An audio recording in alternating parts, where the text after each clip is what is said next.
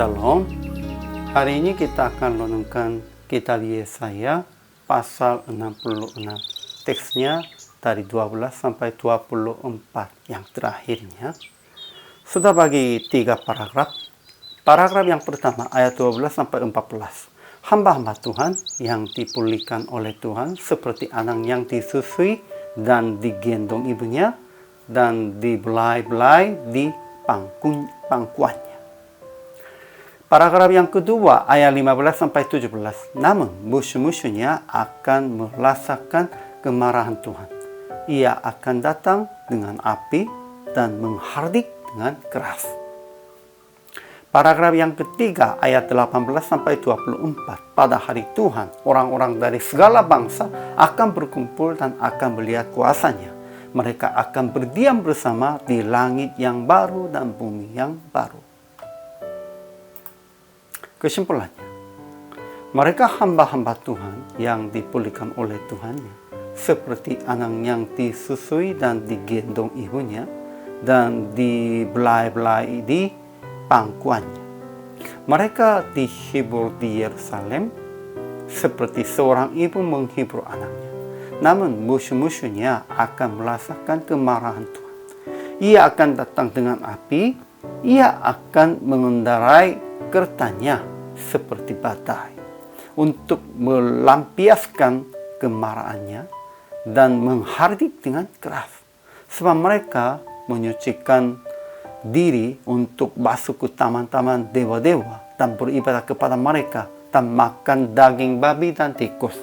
Pada hari Tuhan, orang-orang dari segala bangsa akan berkumpul dan akan melihat kuasanya, dan mereka akan mewartakan kebesaran Tuhan di antara bangsa-bangsa itu. Ketika mereka akan membawa kembali saudara-saudara hambanya sebangsa sebagai hadiah untuk Tuhan. Kemudian mereka akan berdiam bersama di langit yang baru dan bumi yang baru. Namun juga mereka akan melihat mayat orang-orang yang telah berontak terhadap Tuhan. Ulat yang memakan bangkai mereka tak akan mati, dan api yang membakar mereka tak akan padam.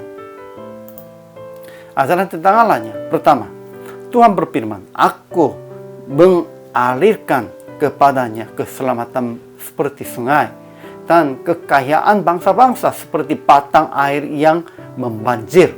Kamu akan menyusu, akan digendong, akan dibelai-belai di pangkuan.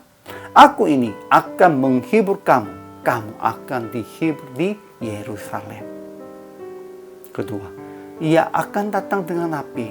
Ia akan mengendarai kertanya seperti badai untuk melampiaskan kemarahannya dan menghardik dengan keras kepada mereka beribadah kepada dewa-dewa.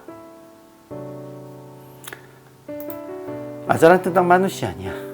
Pertama, hamba-hamba Tuhan yang dipulihkan dan dihibur oleh Tuhan seperti anak yang disusui dan digendong ibunya dan dibelai-belai di pangkuannya. Mereka dihibur di Yerusalem seperti seorang ibu menghibur anaknya. Ya, hamba-hamba Tuhannya pasti akan dihiburkan oleh Tuhan. Kedua, namun musuh-musuhnya akan merasakan kemarahan Tuhan. Mereka yang menyucikan diri untuk masuk ke taman-taman dewa-dewa dan beribadah kepada mereka dan makan daging babi dan tikus, mereka semuanya akan lenyap sekaligus. Ya, Tuhan memusuhinya orang-orang yang tetap menyembah berhala, namun berpikirnya kami menyembahnya Tuhan. Ketiga, pada hari Tuhan, orang-orang dari segala bangsa akan berkumpul dan akan melihat kuasanya, dan mereka akan mewartakan kebesaran Tuhan di antara bangsa-bangsa itu. Mereka akan membawa kembali saudara-saudara hambanya sebangsa sebagai hadiah untuk Tuhan. Keempat, kemudian mereka akan berdiam bersama di langit yang baru dan bumi yang baru. Bulan berganti bulan dan Sabat berganti Sabat. Mereka akan datang untuk sujud menyembah di hadapannya. Kelima, namun juga mereka akan melihat mayat orang-orang yang telah berontak terhadap Tuhan ulat yang memakan bangkai mereka tak akan mati, dan api yang membakar mereka tak akan padam. Aplikasinya, pertama, percayalah akan Tuhan memulihkan dan mencukupi kita. Kedua, memberitakan Injil supaya orang-orang dari segala bangsa akan berkumpul, akan melihat kuasa-Nya, dan mereka akan mewartakan kebesaran Tuhan di antara bangsa-bangsa. Ya, itu juga pentingnya. Mewartakan kebesaran Tuhan bukan hanya dari kita sendirinya. Mereka yang masih belum mengenal Allah, atau yang baru mengenal Allah, atau masih mereka belum menerima namun baru tahu tentang Tuhan, mereka mewartakan kebesaran Tuhan di antara bangsa-bangsa. Ketiga, menanti-nantikan akan berdiam bersama di langit yang baru dan bumi yang baru, dan akan beribadah di hadapan Tuhan, bulan berganti bulan dan sabat berganti sabat. Seterusnya, kita harus beribadah kepada Tuhan dengan hati sesungguhnya. Terakhirnya, PR praktek. Menanti-nantikan akan berdiam bersama di langit yang baru dan di bumi yang baru.